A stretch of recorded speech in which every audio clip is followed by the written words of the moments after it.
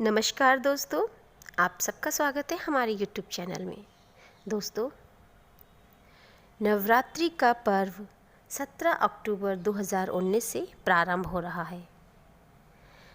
मासिक धर्म के दौरान नवरात्रि में महिलाएं किस तरह व्रत रखें, या फिर नवरात्रि शुरू होने से पहले ही महिला को मासिक धर्म आ गया है तो वो व्रत करें या ना करें, या फिर नवरात्रि के दौरान बीच में ही मासिक धर्म आ जाए तो किस तरह से उन्हें व्रत करना चाहिए, और अगर व्रत रख भी रही हैं तो किन नियमों का पालन करना चाहिए। ये सारे के सारे प्रश्न महिलाओं के मन में चलते हैं और इस तरह के प्रश्न पूछे भी जाते हैं। तो आप परेशान ना हो, आप सबके प्रश्नों का आज मैं इस वीडियो के माध्यम से जवाब दूंगी। आप हमारे वीडियो के अंत तक बने रहिएगा। नवरात्रि में घर घर में माँ दुर्गा की स्थापना और पूजन किया जाता है। इस दौरान लोग माँ की भक्ति में पूरी तरह से लीन हो जाते हैं। नवरात्रि आते ही लोग व्रत करते हैं। विशेषकर महिलाएं इस दौरान व्रत अवश्य रखती हैं, लेकिन कुछ महिलाओं को नवरात्रि के दौरान मासिक धर्म आ जाते हैं, जिसकी वजह से वह दुविधा में पड़ जाती हैं कि उन्हें व्रत रखने चाहिए कि नहीं, क्योंकि शास्त्रों में मासिक धर्म को लेकर कई मान्यताएं हैं। नवरात्रि को 9 दिनों का लंबा और सबसे पवित्र पर्व माना जाता है। ये पर्व ध्यान, साधना, तप और पूजन द्वारा आत्मिक शक्ति के विकास के लिए प्रख्यात है। लेकिन एक स्त्री के साथ बहुत अधिक संभावना है कि 28 से 32 दिनों के मध्य घटित होने वाला उसका मासिक धर्म इन्हीं 9 दिनों में घटित हो जाए। तो महिलाओं के मन में यह प्रश्न उठता है कि महिलाएं मासिक धर्म के दौरान नवरात्रि में व्रत और पूजन किस प्रकार किया जा सकता है। नवरात्रि के पर्व में घर घर में घट स्थापना की जाती है और माँ दुर्गा की आराधना की जाती है। इस व्रत को ज़्यादातर महिलाएं ही करती हैं। ऐसा अगर आपको लगता है कि नवरात्रि के दौरान आपको मासिक धर्म की शिकायत हो सकती है, तो पहले तो आपको व्रत रखना ही नहीं चाहिए।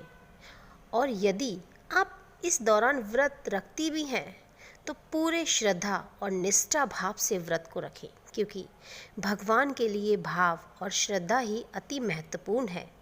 उसके बाद आती है शरीर की शुद्धि। इसके लिए आप व्रत के सभी नियमों का पालन करें, यानी नहाकर स्नान करके पूजा के साफ वस्त्र ही धारण करें। दोस्तों, अगर मासिक धर्म में महिलाएं व्रत रख रही हैं तो उन्हें नवरात्रि में व्रत करते समय क्या क्या करना चाहिए, चलिए इसके बारे में हम आपको विस्तार से बताते हैं। अगर आपको नवरात्रि से पहले ही मासिक धर्म की शुरुआत हो चुकी है तो आप नवरात्रि का व्रत ना करें। अगर आपने नवरात्रि का व्रत करने का संकल्प ही ले लिया है तो आपको इस समय में आप स्वयं पूजा न करके घर के किसी अन्य सदस्य से पूजा कराएं। इस समय में आपको दुर्गा सप्तशती का पाठ अवश्य सुने, क्योंकि श्री दुर्गा सप्तशती का पाठ सुनने और पढ़ने का एक ही फल मिलता है। मासिक धर्म के दौरान माता के मंत्रों का मानसिक जाप करें और उनका मानसिक ध्यान करें, क्योंकि ऐसा करने से आपको आपके व्रत का पूर्ण फल प्राप्त होगा। अगर आप किसी भी मंत्र को पढ़ने में असमर्थ हैं तो आप इस समय में सिर्फ माता का नाम ही ले लें। इस समय में आपको माता का भोग को भी किसी और से लगवाना चाहिए।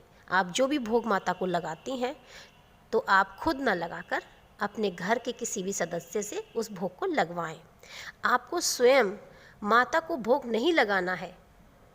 यदि आपने पहला व्रत रख लिया है और आपको आखिरी व्रत में मासिक धर्म की शिकायत हो गई है, तब भी आपको आखिरी व्रत अवश्य रखना चाहिए और कुछ नियमों का पालन करना चाहिए।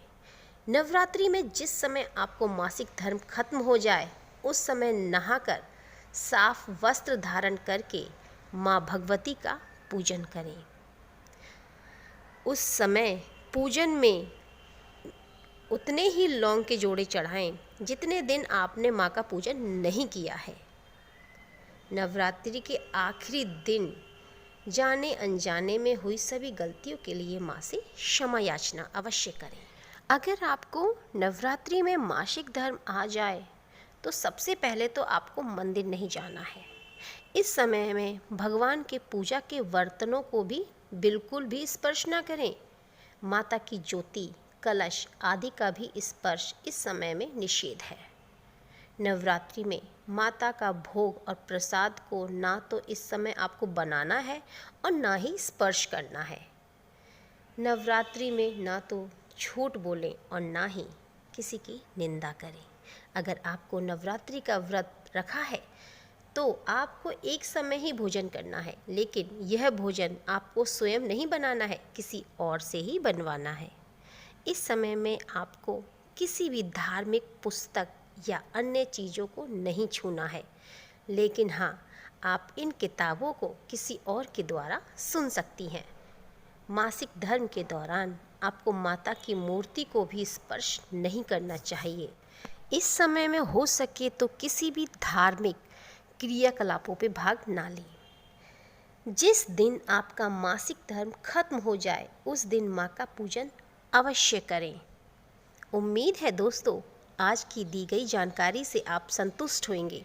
अगर वीडियो पसंद आए तो लाइक करना बिल्कुल भी ना भूलें। आप हमारी इस वीडियो को ज़्यादा से ज़्यादा शेयर भी कर सकते हैं। अगर आप हमारे चैनल पर पहली बार आए हैं तो हमारे चैनल को सब्सक्राइब करके साथ में जो एक बेल आइकन है उससे भी प्रेस कर दीजिएगा।